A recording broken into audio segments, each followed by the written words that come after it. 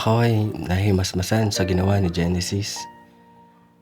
Nagtataka ako kung bakit niya yun nagawa. Siguro ay nabigla din siya sa mga nangyari. Ilang beses ko siyang tinawag nung makita kong aalis siya ng aking silid. Ngunit mistula siyang walang naririnig. Mabilis ang mga kilos niya habang dinadampot ang kanyang mga damit. Genesis, sandali lang. Huwag kang umalis. Pagsusumamo ko sa kanya. Ngunit dire-diretso lamang siya hanggang sa mawala na siya sa aking paningin. Susundan ko sana siya, ngunit nang ako ay makalabas ng kwarto ay wala na si Genesis sa unit ko. Kaya naman minabuti ko lamang na hayaan na muna siyang mapag-isa.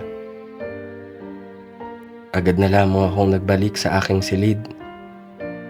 Nagtataka man ay inisip ko na lamang na nabigla siguro siya. Kakausapin ko na lamang siya bukas. Kaya naman minabuti ko na lamang na matulog na lang muna ng gabing iyon. Kinabukasan ay tanghali na nang ako ay nagising.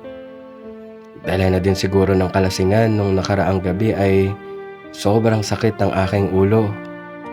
Kaya naman minabuti ko na magtimpla ng kape. At habang nagkakape ay nagbalik sa aking alaala ang naganap nung nakaraang gabi. Kamusta na kaya si Genesis? Wika ko sa aking sarili. Mabilis akong bumaba papuntang unit ni Genesis. Ngunit nakalak iyon. Genesis? Tawag ko. Ngunit walang nagbubukas o sumasagot man lang sa unit niya.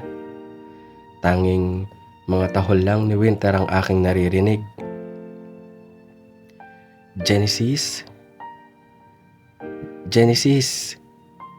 Paulit-ulit kong tawag sa kanya. Ngunit wala talagang sumasagot. Bumaba ako kay Aling Tess para magtanong.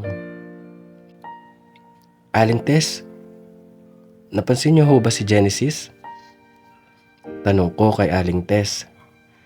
Ay iho, hindi ko pa siya napapansin. Wala ba siya sa unit niya? Sagot sa akin ni Aling Tess. Wala akong nasagot, Aling Tess eh. Si Winter lang ho ata ang nandoon. Wika ko kay Aling Tess. Ganun ba? Hindi ko pa siya napapansin simula kanina. Hayaan mo, pag nakita ko, sasabihin ko hinahanap mo siya. Sagot ni Aling Tess. Salamat ho, Aling Tess ha. Wika ko kay Aling Tess at agad na din akong bumalik sa aking unit. Nasaan kaya si Genesis? Tanong ko sa aking sarili. Mabilis kong kinuha ang aking telepono upang tawagan siya. Ngunit wala ding sumasagot. Ano na kaya ang nangyari sa kanya? Halos nakailang balik na din ako sa unit niya pero wala pa ding Genesis ang sumasagot o nagbubukas ng pintuan. Ano na kaya ang nangyari kay Genesis at nasaan na siya? Wika ko sa aking sarili. Ilang araw na din halos ang nakalipas, ngunit hindi pa din kami nagkikita o nagkakausap man lang simula ng gabing iyon. Hindi kaya iniiwasan niya ako? Wika ko. Pero bakit naman niya ako iiwasan? Bakit? Hindi kaya dahil sa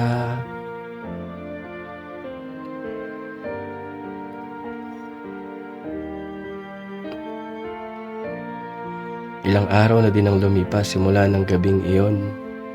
At mula nga noon ay sinimulan ko nang iwasan si Marco. Ilang beses kong naririnig na kumakatok si Marco. Ngunit hindi ko siya hinaharap. Pati tawag niya ay hindi ko din sinasagot. Buo na ang pasya ko na dumistansya kay Marco. Hindi maaari na may mamagitan pa sa amin ni Marco. Kaya naman hangga't maaga pa ay kailangan ko na itong tapusin. Masakit man pero kailangan ko itong gawin. Hindi ko hahayaang ipahamak si Marco at mas lalong hindi ko kakayanin kung ako ay kanya ding kasusuklaman pag natuklasan niya ang tungkol sa akin. Kaya ito na siguro ang makakabuti para sa aming dalawa. Kinuha ko ang laptop ko para gawin ang pinapagawa ng boss ko. Mabigat man ang aking kalooban ay kailangan pa din naman kasi akong magtrabaho. Kaya naman isinubsob ko na lamang ang aking sarili sa trabaho ng araw na iyon nang mapansin ko ang isang mensahe mula kay Lisette. Nangangamusta at patuloy pa din niya akong hinahanap. Siguro nga ay panahon na para harapin ko na din siya. Halos 2 taon na din kasi nang putulin ko ang komunikasyon ko sa kanya. May pag-aalinlangan man ay sinagot ko na din ang kanyang mensahe dahil naisip ko na hindi din tama na pati siya ay aking iwasan. At sa oras na ito ay kailangan ko din ng kaibigan. Mabilis akong nag-reply sa kanyang mensahe. Ibinigay ko din ang bago kong numero. At wala pang ilang minuto ay tumutunog na ang aking telepono. Si Lisette nga ang tumatawag. Hello? Sagot ko. Genesis? Ikaw ba yan? Tanong ni Lisette sa kabilang linya. Ako nga, Lisette. Maluha-luha akong sagot sa kanya. Genesis, bakit ngayon ka lang nagparamdam sa akin? Naiiyak na sagot ni Lisette sa akin. Halos 2 taon akong walang balita sa iyo Dagdag pa ni Lisette. Pasensya ka na, Lisette. Kailangan ko kasing iwan ang lahat sa akin para makapagsimula ng bagong buhay. Sagot ko kay Lisette. Pati ako, Genesis? Kailangan mo din kalimutan? Alalang-alala ako sa iyo Wika ni Lisette. Hindi naman, Lisette. Siguro ay kailangan ko lang ng oras para harapin ang bagong buhay na binubuo ko. Sagot ko. Ay nako, Jen. Ilang beses akong nagpabalik-balik sa inyo. Nakikibalita kung may balita na ba ang pamilya mo sa iyo? Mahabang paliwanag ni Lisette. Lisette, pwede huwag mo muna silang banggitin? Tama na muna itong bigat na nararamdaman ko ngayon. Wika ko kay Lisette. Pero Jen, Wika ni Lisette na agad ko din namang pinutol. Lisette, please. Pagpuputol ko sa sinasabi niya. Sa mga oras na yon ay hindi ko na napigilan ang aking mga luha. Jen, umiiyak ka ba? Anong nangyari sa'yo? Tanong ni Lisette. Hindi. Masaya lang ako, Lisette, at nakausap kita. Sagot ko naman. Ako din, Jen. Masaya at sa wakas, nakausap na kita. Teka, nasan ka ba ngayon? Tanong sa akin ni Lisette. Sa pagkakataong ito ay nagpasya na din akong sabihin kay Lisette ang aking kinaroroonan. Ang totoo naman kasi ay isa si Lisette sa mga totoo kong kaibigan at siya ang karamay ko nung nasa madilim pa akong bahagi ng aking buhay. Andito ako sa Ilocos, sagot ko. Ha? Ilocos? Paano ka nakarating dyan? Wika ni Lisette na may pagtataka. Malamang sumakay ng bus. Pagbibiro kong sagot kay Lisette. Ate ka talaga, Jen.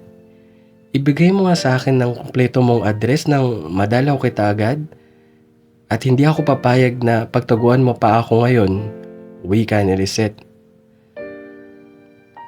Oo. Isisend ko sa'yo ang kumpleto kong address. Namimiss na din kasi kita, Lisette. Sagot ko naman. Aasahan ko yan, Jen. Nang madalaw kita agad dyan.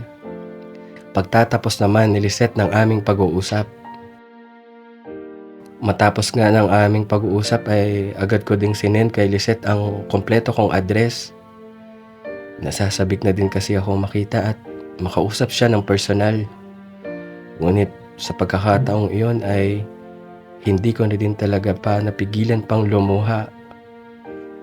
Naaalala ko ang pait ng aking kahapon.